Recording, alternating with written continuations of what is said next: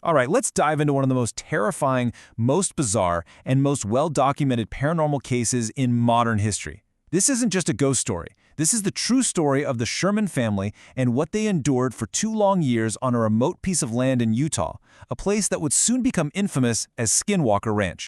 You hear phrases like that and you almost have to laugh. But honestly, it's not far off.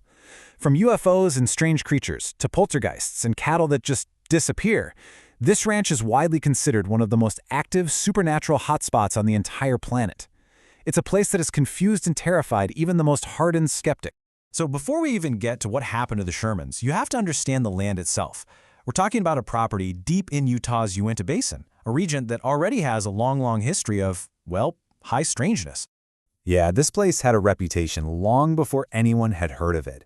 According to the local Ute tribal lore, this specific property is right in the path of the Skinwalker, a malevolent shapeshifter from their legends. And this isn't just some old story they tell. The belief is so strong that tribal members are forbidden from ever setting foot there. And it gets weirder. The folks who owned it before, they just up and left in 1987, so suddenly that the place sat completely empty for 7 whole years. But, Terry and Gwen Sherman didn't see any of that in 1994. They and their 2 kids just saw their dream home. 480 beautiful acres, totally perfect for raising their family and Terry's prized breeding cattle. And what seemed like the best part, they got it for a shockingly low price. And here's where the dream starts to crack. The reality was unsettling. They found these massive, heavy-duty deadbolts on all the doors and windows. I'm talking interior doors too, kitchen to hallway, bolted shut.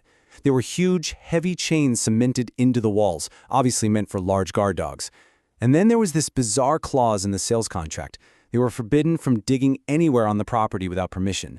It really makes you wonder, what were the previous owners trying to keep out? Or maybe, what were they trying to keep in? Well, they didn't have to wait long to get a clue. On the very first day they moved in, while they were still unloading their truck, they got a visitor. This encounter was just surreal. A gigantic wolf, maybe 3 times the size of a normal one, just strolls up to them. And it was friendly. It had these intelligent blue eyes, and it let the family pet it.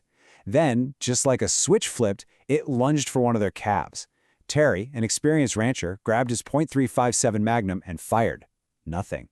He fired again, still nothing.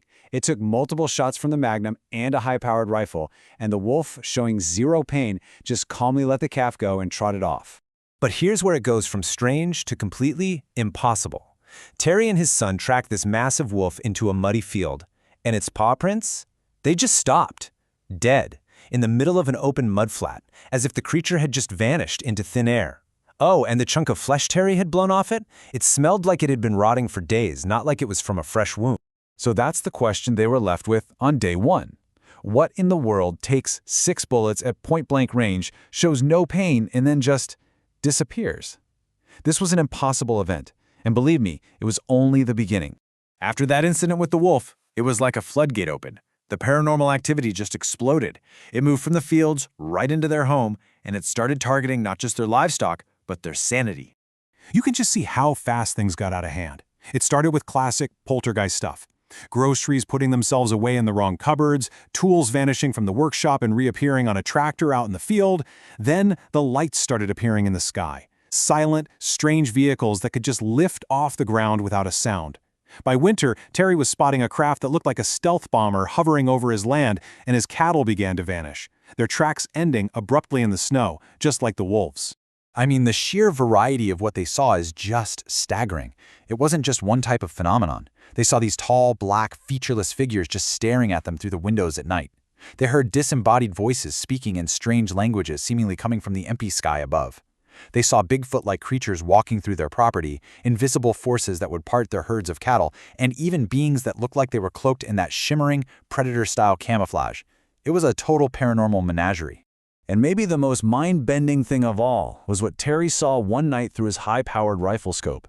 He spotted this stationary orange light in the sky, and when he looked closer, it looked like a portal, like a window opening up. And get this, on the other side of this portal, even though it was the middle of the night, he could see a bright blue sky. He later claimed he saw strange craft flying in and out of these things. But of all the bizarre and terrifying things they witnessed, there was one phenomenon that truly pushed them past their breaking point, something the family simply called the blue meanies. So these weren't like the other lights or craft they saw. These were large blue orbs that seemed to emit some kind of signal or vibration. A signal that would just wash over you with a wave of pure, paralyzing terror. It was an unnatural, debilitating fear. For whatever reason, the Shermans were more afraid of these orbs than of any creature they saw on the ranch. One night, Terry's on his porch, and one of these blue orbs appears from the tree line, slowly moving toward the house. Now, his 3 best hunting dogs, they weren't affected by the fair thing. They went absolutely wild, barking and growling. Terry, I think just hoping to finally fight back against something, unleashes them. The dogs took off like a shot, chasing this orb into the darkness of the trees. Terry heard 3 quick, pained yelps, and then just absolute dead silence. He waited for hours, calling for them, but they never came back. The next morning he went out to look. He didn't find his dogs. He found 3 small, smoldering patches on the ground, 3 piles of what looked like burned, cauterized flesh. It was as if his dogs had been instantly vaporized. And that was the breaking point. The human cost had become too much. The entire family was sleeping together in one room for safety. They were so sleep-deprived, the kids were failing in school, and Gwen lost her job at a local bank. Now, their beloved pets had been brutally killed. The constant fear, the financial strain, it was just too much to bear. Financially ruined and psychologically broken, the Shermans knew they had to get out. There was no other choice. Their American dream had become an inescapable nightmare, and they were desperate for a way out. This number pretty much says it all. In just 2 years, they lost 14 of Terry's high-end prized cattle. They either vanished without a trace or were found bizarrely mutilated. We're talking surgical-like cuts, with no signs of blood. They were on the brink of total bankruptcy. Now, Terry had told his story to a local reporter, and by some stroke of luck, it was seen by a billionaire named Robert Bigelow.